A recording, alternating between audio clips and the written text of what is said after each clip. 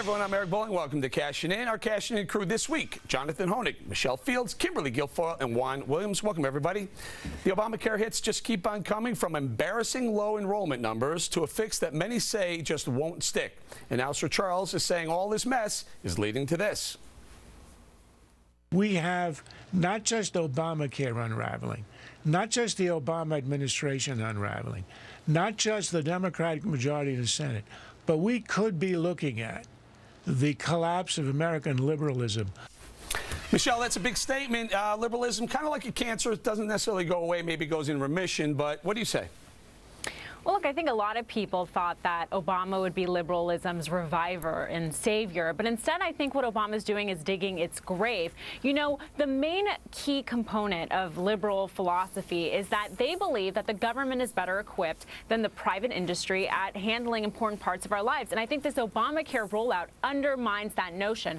I mean, if you look at everything that liberalism has produced, look at Detroit, it's a mess. We have 46 million people on food stamps. I think people realize that they don't want this. They don't want a government that creates a website that's worse than the post office and the DMV. All right, KG, this week President Obama said he didn't know. He didn't know the website wasn't working when they unrolled it. But, you know, frankly, this plausible deniability crap, I'm frankly sick of it. Well, isn't he the commander-in-chief? I mean, honestly, he would have been shown the door if this was any kind of private company. They're just like failing forward and faster by the minute. This was a complete disaster. He's got no political capital or goodwill left, because now look at the approval numbers, etc. I mean, the American people don't trust him, don't like his health care phony scam that he tried to Ponzi scheme our way into, like, sucking up to this and believing it was going to work. And what all this is doing, and I agree with Charles, is showing that liberalism and big government are a prescription for sick for this country. Okay, Juan, you put your hand to your forehead.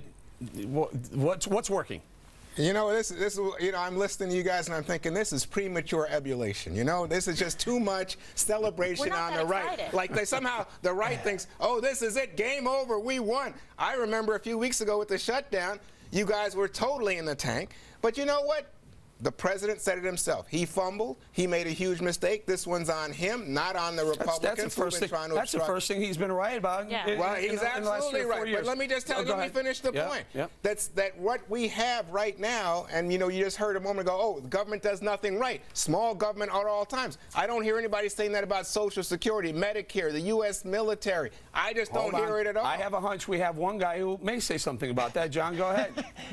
Well, government is force, and that's what makes it wrong in the realm of health care. I mean, Obamacare is force, and Juan, that is wrong. I'd say the same thing about Social Security and Medicare, Medicaid as well. I mean, it's force against doctors, it's force against patients, it's force against hospitals, it's force against every single American. That's what makes it fundamentally immoral. Jonathan, that's what makes it fundamentally wrong, and that's why it's unraveling right in front of our eyes. Jonathan, is it force when they control the airplane so they don't crash? Is it force when they tell you to use a seatbelt and have a windshield? Is that force, Jonathan, or is that common sense?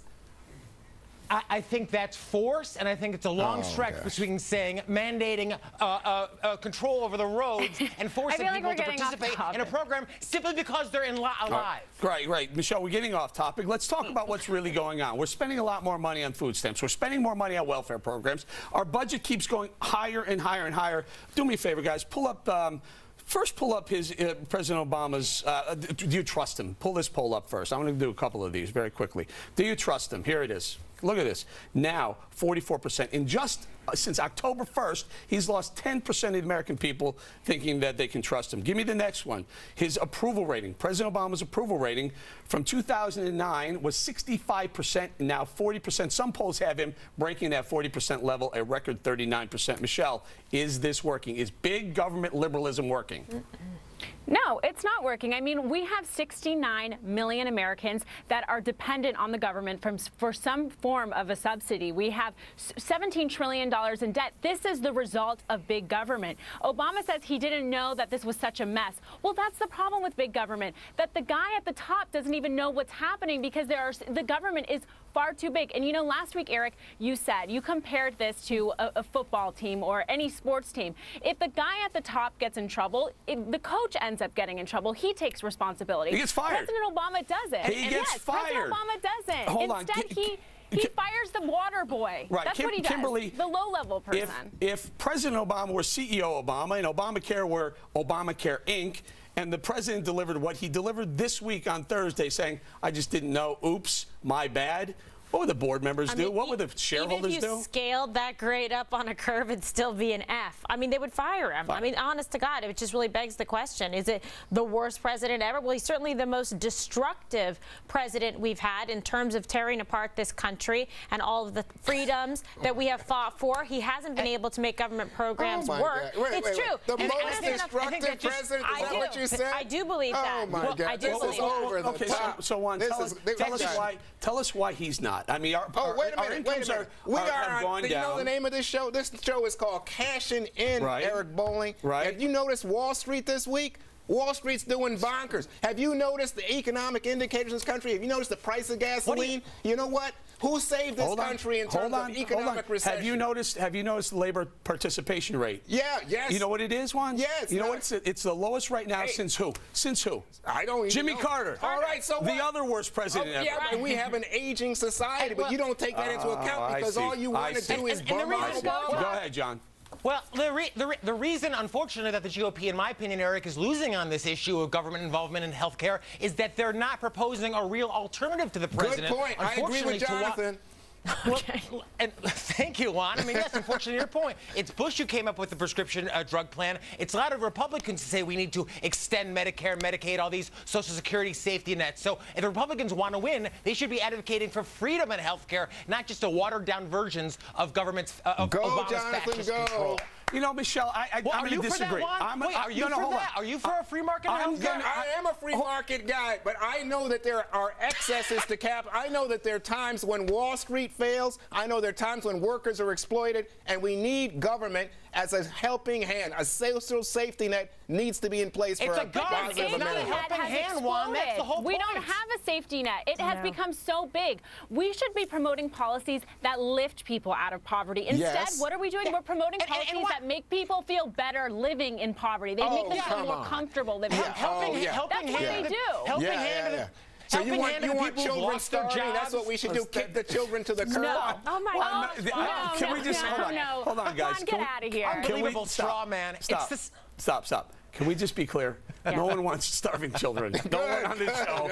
No one wants starving children on this show. Last thought, Kate. All I know is from this administration, it seems like every American's got a pair of cement boots sinking down fast to nowhere. That's the problem. The administration's Navigator program is supposed to help people sign up for Obamacare.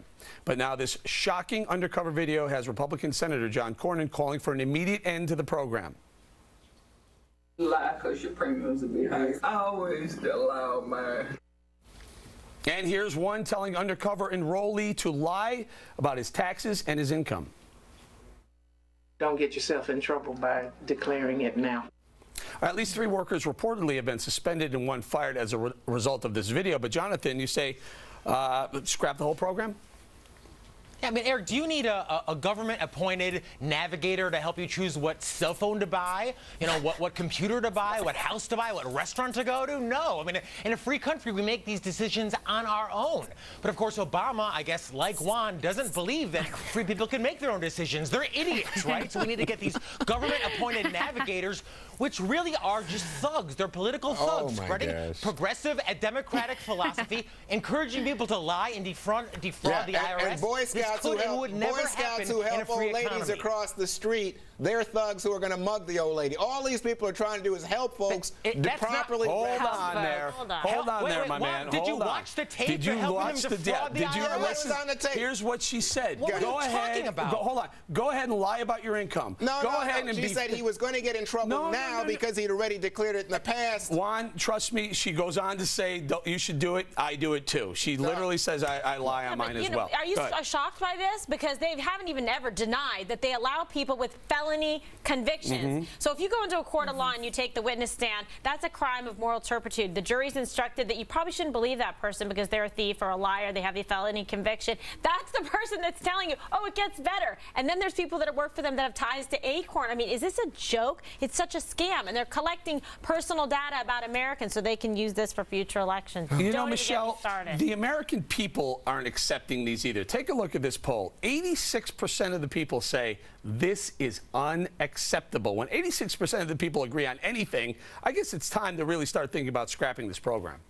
Yeah, I mean, the House Oversight Committee for months now have been warning about this because there's no proper procedure for vetting these navigators. And like Kimberly said, convicted felons could potentially become navigators, and they're going to have your personal information. And the other problem is that Obamacare is so complex, no one really understands it, and scammers are taking advantage and exploiting the fact that Americans don't know much about it. So they're creating websites that look just like the Obamacare website. They're emailing, phone calls, trying to get people's information, pretending to be navigators, pretending to be part of the federal government, and they're taking that information and using it for identity fraud. Michelle, let me just point out to you, there is no evidence of any fraud so far, no evidence of widespread fraud. You are screaming like, oh, the sky is falling. This is evidence that this whole program should be scuttled. That's where you get in trouble. That's where people start to doubt. There's no evidence of fraud. Did you not just see those videos? Did you not just see those videos? Well, those videos are what? We just watched those videos. One small thing. Oh, in other words, anytime anybody does anything wrong.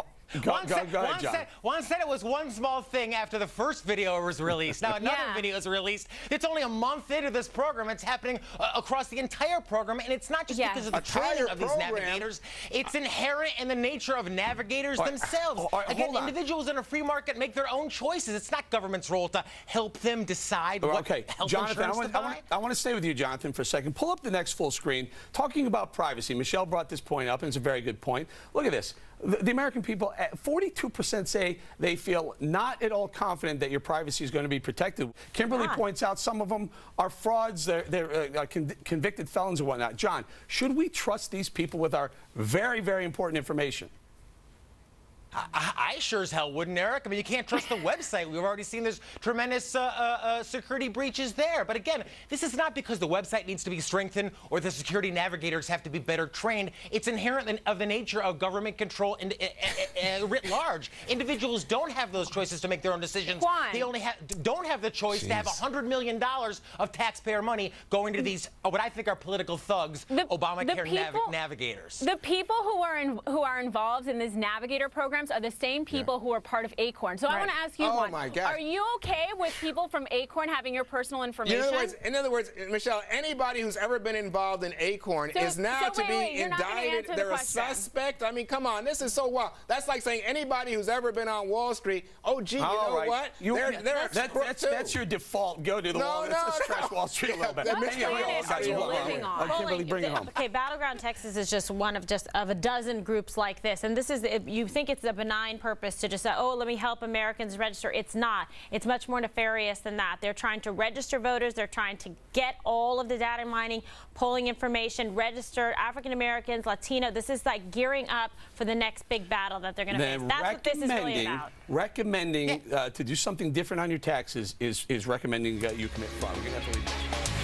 Check out these Got Insurance ads. A private group is running them in Colorado to get young people to sign up for Obamacare using sex and alcohol, clever marketing, or a sign of desperation. Kimberly. Very desperate, and I don't think that they're nice at all. And it just shows they know Rome is burning, okay, and the fire department's not showing up. So now they've got private groups, God knows where the money's coming from, to put these ads out there. It's a desperate attempt. They know it's not going well, and I don't find them particularly effective, and some of them I find offensive. Offensive, yeah. What about you, Michelle? You're offended by some of these, right? Some of them are women holding birth control pills saying, hey, here's a hot guy. Thankfully, I have Obamacare. I can get my free birth control. Yeah, I mean, I think it's completely offensive, and it shows us what Democrats really think about young American women. If you want young American women like myself to sign up for Obamacare, how about stop treating us like promiscuous idiots and offer us a plan that doesn't force millennials like myself to subsidize the cost and foot the bill for this entire awful law? That's what they should be doing. Juan, why are you liberals treating American women like promiscuous idiots? Oh, is that right? I usually hear from Republicans, why are Democrats waging a war? Why are Republicans waging a war on women? Look, the fact is, this is an outreach. This is an outreach to young people to get them. And you know what? This was planned long before Kimberly. This is no evidence of any failure of any program. You are just piling on. Because Obamacare is awesome. Oh yeah, it is. Look, I'm going to tell you something. Right now, it's a program that should work. They'll get the website fixed, and all this you know, exuberance over somehow a bad month is going to. You guys go ahead, John. Well, right now, nothing's working, so I don't see that changing. And these ads are really insulting on every level, as Michelle and Kimberly have alluded to. I mean, it shows you what the left thinks not only of young people, but of people in general. They're idiots. They're these impulsive, reckless fools who can't think long term. Oh, thank God we have government's helping hand, to quote Juan, there to make all these decisions for us. It's not just that they think they're idiots, though. It's selling exactly the wrong message. It's selling dependency on government. It's selling the idea that government control of an industry is okay, which it's not. And it's also selling the idea that government lets you evade the reality of promiscuity, which is not good either. I think it's more insidious than that. I think they're trying to create more Julias, more dependents, more people to sponge off the government. That's what it is. Go out, get a guy. And you guys love the insurance industry. The insurance industry has just done fine. We're talking about the ad right now. We're talking about the ad right now, Juan. Oh, yeah. Well, I'm just telling you, there's another side to this, which is that you see conservatives go out there and try to sabotage Obamacare, and yet you guys complain about ads that try to get people to register. Hold on. Juan, at least admit that some of these ads are offensive. They're offensive to young women. They're offensive to young men. The keg crawl, the guy's holding onto a keg, drinking out of a beer keg. Have you really? What's that? Have you watched insurance? Do you watch TV? Do you watch American ads? Lots of them are, you know, kind of at the edge. The whole idea is to grab your attention, Eric. That's the edge. Let me just say, Juan, in a free market, you'd actually have insurance companies appealing to the best about young people, insurance companies competing for this business. But because of government control, no company can participate, can actually offer that Every corporate ad is in good taste. Is that what you're telling me? Well, not necessarily, but corporate ads are different. You're selling a product. The difference here is you're mandated to buy Obamacare. It's a big difference. We got to leave it there, guys. We're going to say thank you to Michelle Fields, Kimberly Guilfoyle, and Juan Williams for joining us this week.